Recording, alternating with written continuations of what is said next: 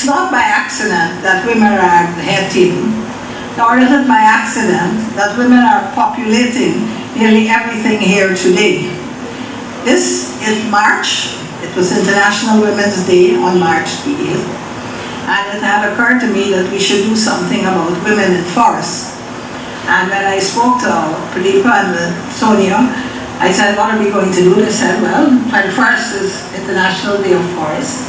I said, well, make sure it's only women at the head table.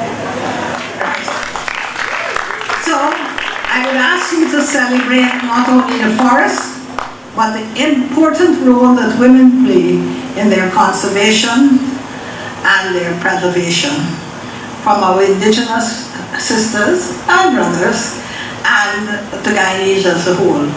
But today we should remind ourselves of what we are in. This building was originally built by the Waiwais of Guyana, our most southerly tribe and our most intact cultural tribe, I would say, in 1972 for the Non-Aligned Ministers, Foreign Ministers Conference. The entire building has maybe 4 pieces of metal at the very top. Everything else is tied by vines and ropes. We are celebrating our Wallaba host. We are celebrating the Danabali, that is the thatch, which is replaced every so many years. And along there is the bark of the manicold tree. The Waiwai are also significant, not only because they did this building time and time again. It was unfortunately burnt down a few years ago, the original building. They are the first community-owned conservation area with some 640,000 hectares of land conserved by them. So they are an example to us. With the production of oil and gas in the near future, Guyana's contribution to overall emissions may increase.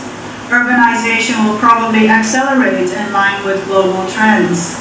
As such, the importance of Guyana's forests in their role as a carbon sink will also increase, as will efforts to transform Guyana's consumption, production, and energy use into sustainable and renewable patterns.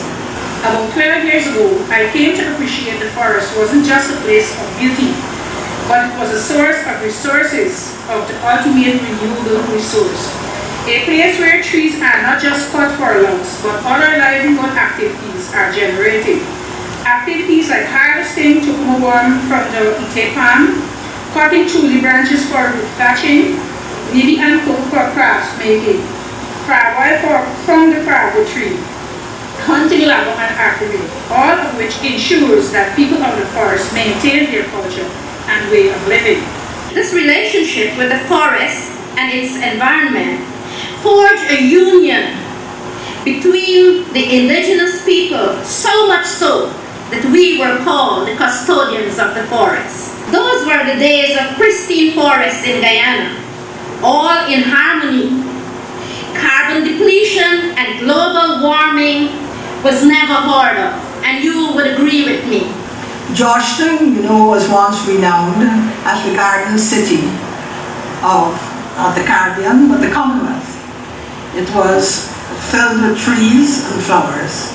Some of those we have lost, and some we are replanting. It was, of course, most renowned because it was a wooden city with magnificent wooden buildings. St. George's Cathedral, the rather dilapidated City Hall, the Victoria Law Courts. So we have work to do to make our city not only sustainable, but really beautiful again. The relationship between people and forests and the broader environment is critical in all of this.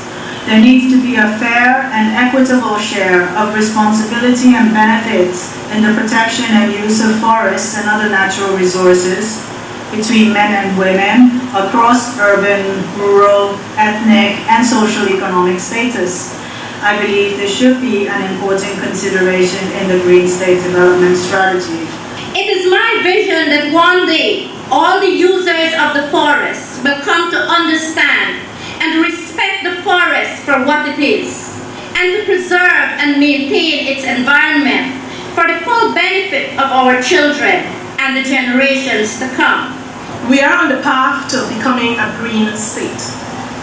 This transition is guided by our Green State Development Strategy, which is currently under construction. The Green State Development Strategy highlights 7 thematic areas for development. Of this, 3 thematic areas have a strong bearing on the forestry sector. Theme 1, which speaks to green and inclusive structural transformation, focuses on expanding our economic base to higher value-added activities, especially in manufacturing. Theme 2, which looks at sustainable management of our natural resources, focuses on protecting, restoring, and promoting the sustainable use of our forests through the continued adoption of sustainable forest management practices. Whilst Theme 4, resilient infrastructure and spatial development, has a focus on inclusive and green urban settlements.